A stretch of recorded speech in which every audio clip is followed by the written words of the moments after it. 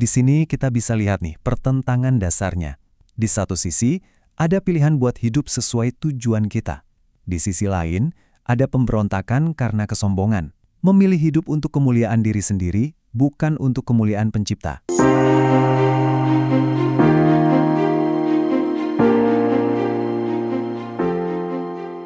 Pernah nggak sih kita berhenti sejenak dan mikir, buat apa ya semua ini ada?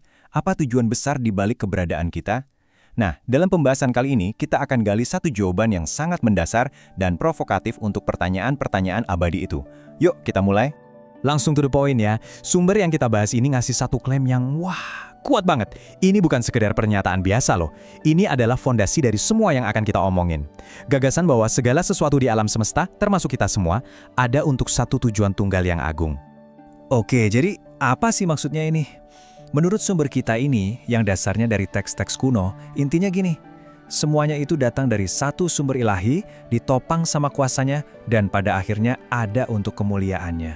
Jadi ada satu tujuan yang menyatukan seluruh kosmos. Nah, ini kan langsung bikin kita nanya ya, apa sebenarnya yang dimaksud dengan kemuliaan Tuhan? Kedengarannya bisa abstrak banget.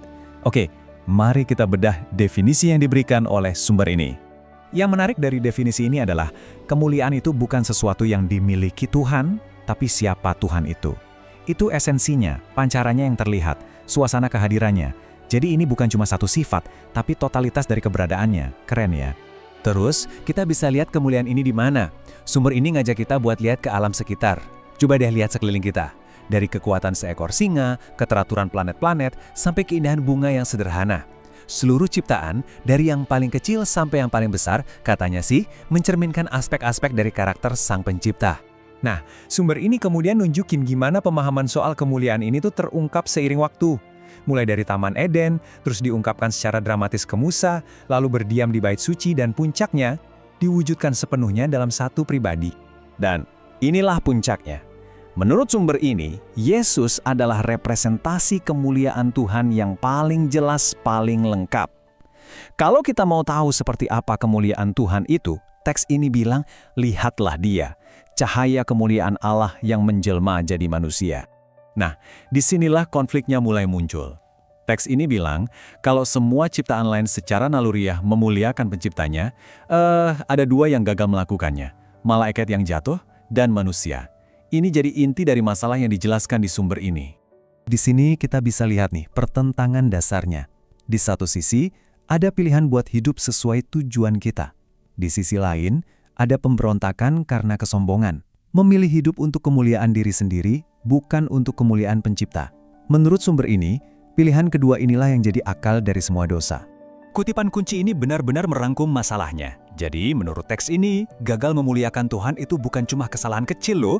Ini adalah kesalahan terbesar, karena artinya kita benar-benar meleset dari alasan kita diciptakan. Oke, setelah kita tahu masalahnya, sekarang kita pindah ke solusinya. Gimana caranya biar kita bisa kembali ke tujuan awal kita? Jawabannya ada di 5 tujuan praktis untuk menjalani hidup yang memuliakan Tuhan. Mari kita lihat satu persatu. Analogi yang dikasih di sini tuh keren banget ya, sederhana tapi dalam. Seekor burung kan gak mencoba jadi ikan buat memuliakan penciptanya. Dia melakukannya dengan jadi burung terbaik yang dia bisa. Nah, sumber ini bilang hal yang sama berlaku buat kita. Kita memuliakan Tuhan dengan menjadi diri kita yang paling sejati. Dan inilah kelima tujuan praktisnya. Ini bukan cuma ide-ide abstrak ya, tapi tindakan nyata. Menyembah dengan menemukan sukacita kita di dalam Tuhan, mengasihi dengan jadi bagian dari komunitas, bertumbuh dalam karakter, melayani orang lain dengan talenta kita, dan berbagi pesan tentang tujuan ini. Katanya, inilah kerangka untuk hidup yang benar-benar bermakna. Coba kita bahas lebih dalam. Yang pertama, soal penyembahan. Sumber ini ngasih perspektif yang kuat banget. Mengutip teolog John Piper, menyembah itu bukan tugas, tapi soal menemukan kepuasan kita yang paling dalam di dalam Tuhan. Ini gaya hidup menikmati Dia, bukan cuma sekedar nyanyi-nyanyi aja. Oke, jadi semua informasi ini pada akhirnya membawa kita ke satu titik, sebuah keputusan. Teks ini nggak cuma ngasih kita info, tapi juga sebuah pilihan yang krusial dan bisa mengubah hidup. Sebuah persimpangan jalan yang dihadapi setiap orang.